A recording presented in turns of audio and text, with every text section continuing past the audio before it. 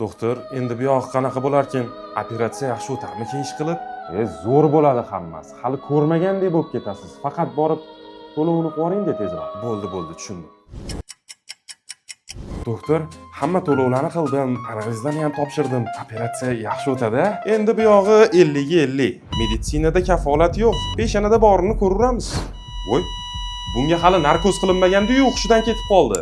Ayrim shifoxonalarda jarrohlik amaliyoti bu odatiy taklifga aylangan. Ammo grijasi, ya'ni disk churrasi bor insonlar operatsiyaga shoshilmang. Doktor Gafurov klinikasi bunday muammolarga duch kelgan 90% qatlamni hech qanday jarrohlik amaliyotisiz davolay oladi. Gap isboti bilan ushbu sahifa orqali bemalol natijalar bilan tanishishingiz mumkin. Operatsiyadan keyin grijam yana paydo bo'ldi, og'riq oldingidan ham kuchli. Bu yerda esa unday bo'lmaydi. Bu manzilda grijani vaqtincha olib tashlashga emas, uni tag tugi bilan yo'q qilishga intilishadi va shu vaqtga qadar 10 mingdan ziyod bemorlarda bu ish bergan.